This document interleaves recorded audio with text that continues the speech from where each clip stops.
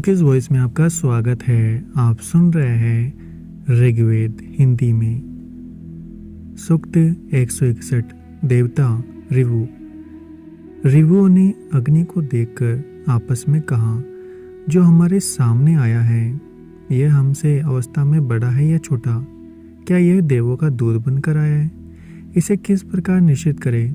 इसके पश्चात वे अग्नि से बोले, भ्राता अग्नि, हम चमस की निंदा नहीं करेंगे, क्योंकि यह महाकुल में उत्पन्न हुआ है। लकड़ी के बने इस चमस की प्राप्ति का हम वर्णन करेंगे। इस पर अग्नि ने कहा, सुतनबा के पुत्र ऋभुओं, एक चमस के 4 भाग कर लो। यह प्रेरणा देकर मुझे देवों ने तुम्हारे समीप भेजा है। मैं उनकी बात तुम्हें बताने आया हूँ। यदि तुम मेरी बताई हुई बात करोगे तो तुम देवों के साथ अंश प्राप्त करोगे। हे आगत अग्नि, दूत कर्म करने वाले, तुमसे देवों ने जो कुछ कहा है इसके अंतर्गत हमें अश्व एवं रथ का निर्माण करना है, चर्म रहित मृत गो को नया बनाना है एवं जीर्ण माता पिता को युवा करना है। हे भ्राता, हम इन सब कार्यों को करके तुम्हारे सामने आएंगे। हे ऋभुओं, यह कार्य करने के पश्चात तुमने प्रश्न किया कि जो अग्नि देवों का दूत बनकर हमारे समीप आया था वह कहाँ चला गया? जिस समय त्वष्टा ने चमस को 4 टुकड़ों में विभक्त किया तो स्वयं को स्त्री मानने लगा। जो ही त्वष्टा ने कहा कि मैं देवों के पान पात्र चमस का अपमान करने वालों का हनन करूंगा, त्यों ही सोमरस तैयार होने पर वे स्वयं को होता, अर्धव्यु आदि नामों से प्रकट करने लगे एवं उनकी माता भी इन्हीं नामों से पुकार कर प्रसन्न होने लगी। इंद्र ने घोड़ों को जोड़ा, अश्विनी कुमारों ने रथ तैयार किया, बृहस्पति ने विश्वरूपा नाम की गो को नवीन रथ देना स्वीकार कर लिया। इसलिए हे ऋभु, बिभु एवं बाज नामक भाइयों, तुम इंद्रादि देवों के समीप जाओ। हे शोभन कर्म करताओ, तुम लोग यज्ञ भाग प्राप्त करो। हे सुंदनवा के पुत्रों, तुमने चर्म रहित मरी हुई गाय को अपनी बुद्धि से नया बनाया है, बूढ़े माता पिता को युवा किया है एवं एक घोड़े से दूसरा उत्पन्न किया है। इसलिए तुम तैयारी करके इंद्र आदि देवताओं के सामने जाओ। हे देवो, तुमने हमसे कहा था, हे सुंदनवा के पुत्रों, तुम इसी सोमरस रूपी जल को पियो अथवा मुंज के तिनकों से शुद्ध किया हुआ दूसरा सोमरस पियो। यदि तुम इन्हें पीना ना चाहो तो तीसरे सवन में सोमपान से मुदित बनो। 3 ऋभुओं में से एक बोला, जल ही सर्वोत्तम है। दूसरे ने अग्नि और तीसरे ने धरती को उत्तम स्वीकार किया। इस प्रकार सच्ची बात कहते हुए उन्होंने चमस के 4 भाग किए। ऋभुओं में से एक लाल रंग का उदक अर्थात रक्त धरती पर रखता है, दूसरा छुरी से काटे गए मांस को रखता है एवं तीसरा उस मांस से मलमूत्र साफ करता है। माता पिता ऋभुओं से क्या प्राप्त करते हैं?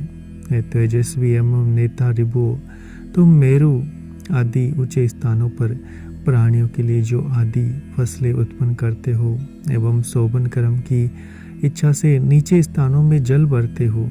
तुम आदित्य मंडल में जितने समय तक रहे, अब तो उतने समय तक छिपकर मत रहो।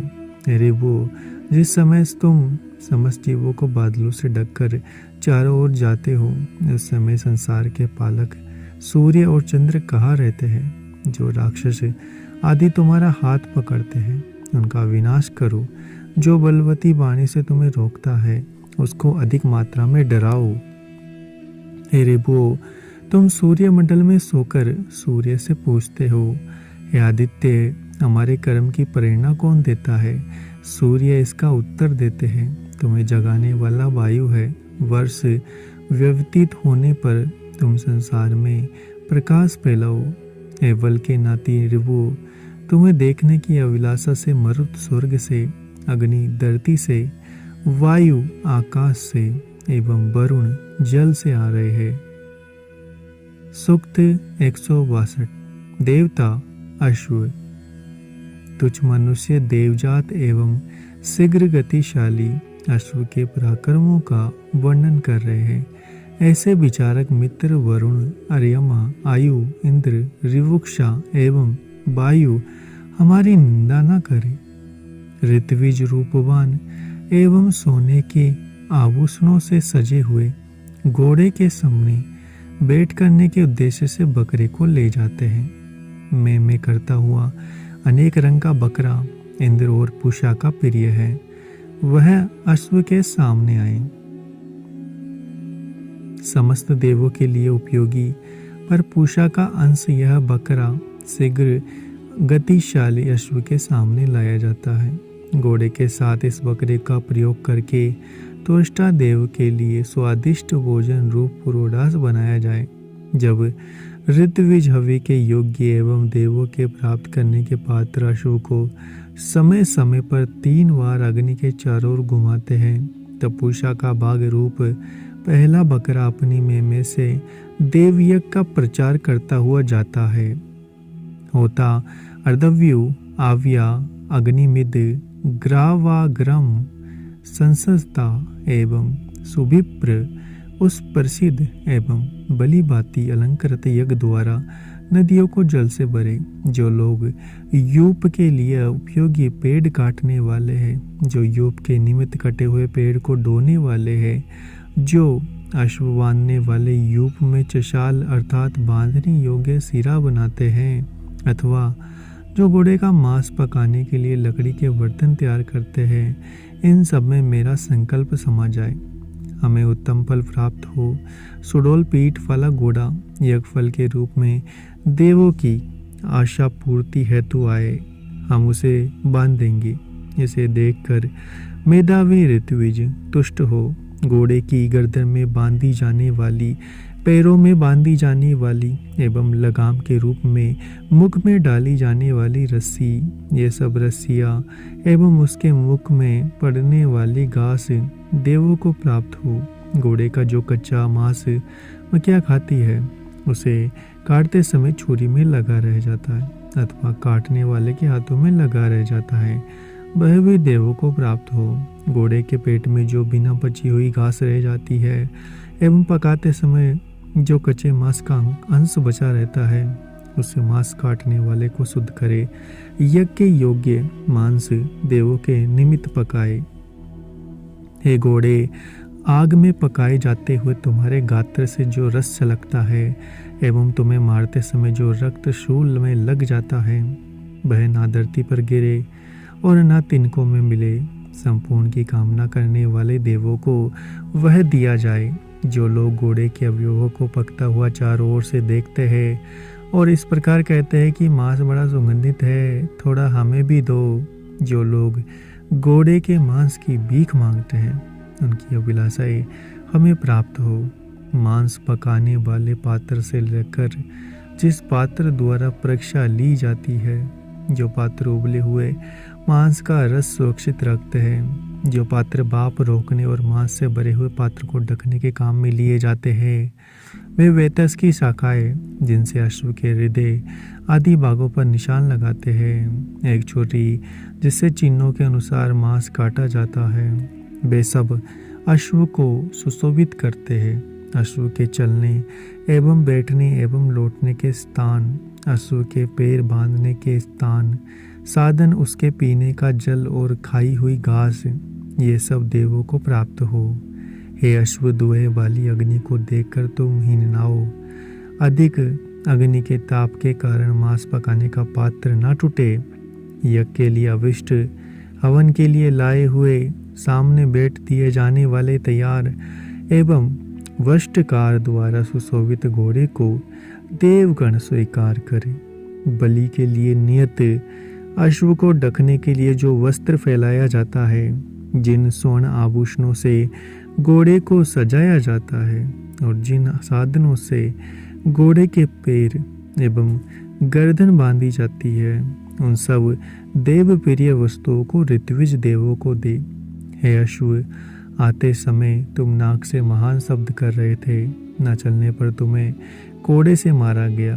जैसे सूरज के द्वारा हव्य अग्नि में डाला जाता है, उसी प्रकार उन सब देवताओं की मैं मंत्र द्वारा आहुति देता हूँ। हे घोड़े को काटने वाले देवों के प्रिय अश्व की दोनों बगलों की 34 हड्डियों को काटने के लिए छुरी बलि प्रकार चलाई जाती है। ऐसी सावधानी बरतना जिससे अश्व का कोई अंग कट ना जाए। एक एक बाघ को देखकर और नाम लेकर काटो। इस दीप्त अश्व का प्रकाश करता एकमात्र ऋतु ही है। रात और दिन उस ऋतु का नियंत्रण करने वाले हैं। हे अश्व, तुम्हारे जिन अंगों को मैं अनुकूल समय पर काटता हूँ, उन्हें पिंड बनाकर मैं अग्नि में हवन करूँगा। हे अश्व, तुम्हारे देवों के समीप जाते समय तुम्हारा प्रिय शरीर तुम्हें दुखी ना करे। छुरी तेरे अंगों पर रुके नहीं। मांस ग्रहण करने का इच्छुक एवं अंग छेदन में अकुशल काटने वाला विभिन्न अंगों के अतिरिक्त छुरी से शरीर को तिरछा ना काटे। हे अश्व, इस प्रकार बलि दिए जाने पर ना जा तुम मरते हो और ना लोगों द्वारा हिंसित होते हो। तुम उत्तम मार्गों द्वारा देवों के समीप जाते हो।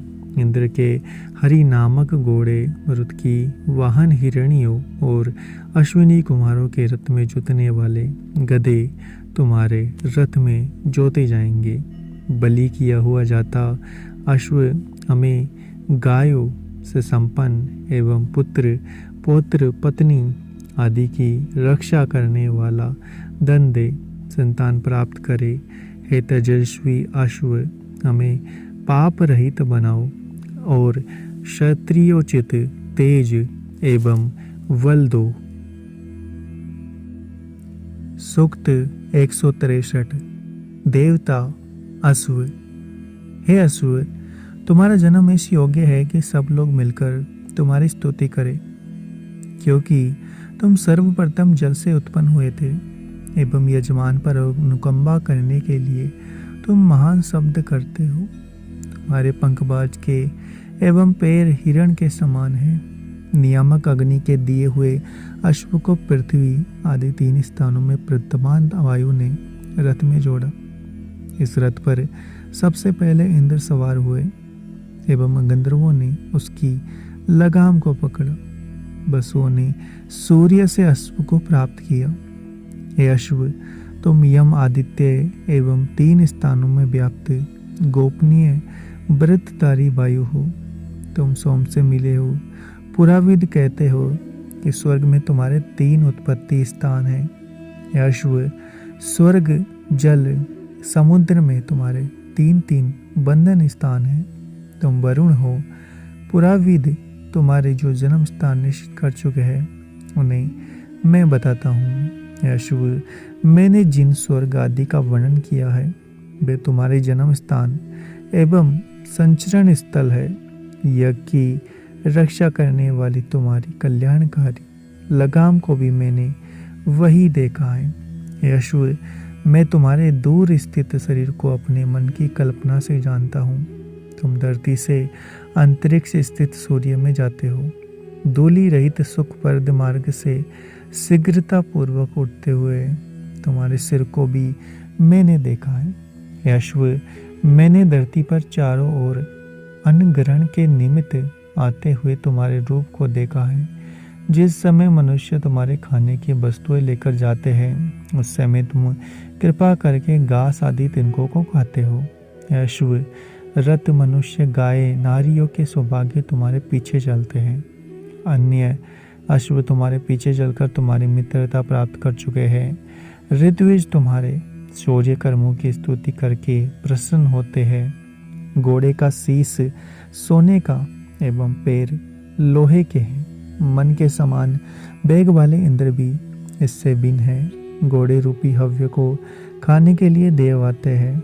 इंद्र वहाँ सबसे पहले आकर बैठे हैं। यज्ञ संबंधी अश्व जिस समय सूर्य के मार्ग से जाता है, उस समय घनी जांघों वाले, पतली कमर वाले, विक्रमशील घोड़ों के समूह दिव्य अश्व के साथ इस प्रकार चलते हैं जिस प्रकार सितारे इस आकाश में पंक्तिबद्ध होकर चलते हैं। ये घोड़े तुम्हारा शरीर व्याप्त एवं मन वायु के समान शीघ्र चलने वाला है।